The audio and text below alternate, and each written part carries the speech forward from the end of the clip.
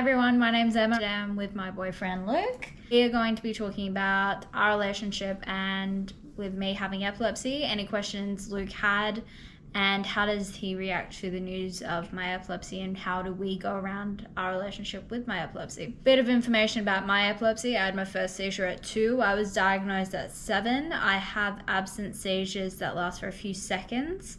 My triggers are strobe lights, lack of meds, lack of sleep, stress, and alcohol. Okay, question time. You ready?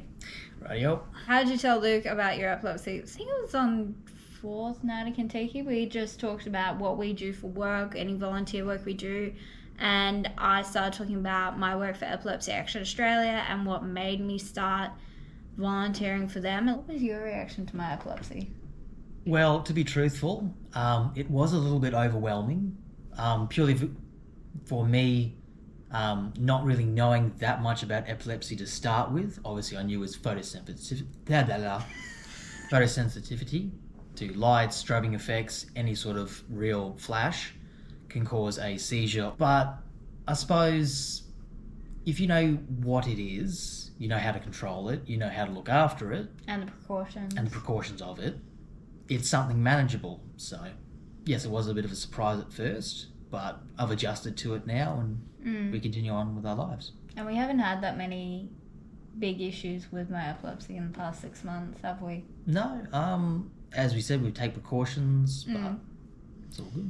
So what kind of questions did Luke ask? So mainly around seizures. As a kid, I had a different seizure.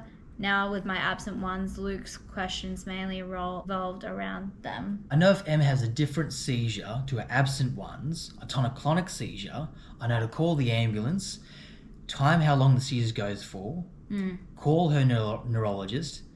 But Em's last seizure was about 2 years ago, honey. Yeah. So, Do we think that my photosensitive epilepsy restricts us from going places?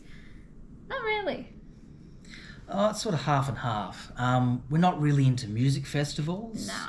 But we do love going to the movies. Yeah, exactly. But even then, we take precautions. Em brings her sunnies. If there are any strobing effects. Yeah. How soon would you tell your partner about your epilepsy? I would tell them early. It depends on you and how comfortable you are, but you shouldn't hide it. It's part of you. They need to learn to like it, love it, and love you. So I didn't have an issue bringing up mine as I brought it up with my volunteer work with Epilepsy Action Australia. But yeah, rather than get a shock or give them the shock, I would probably tell them early. Does it worry you or scare you that one day in the future, far future, our kids might have epilepsy as well? Well, truthfully, it is scary because obviously you don't want anything bad happening to your children. But we do have the supports of our families. Well, obviously with Emma's family, they're a bit more clue onto it. My mum and dad are, like me, unaware.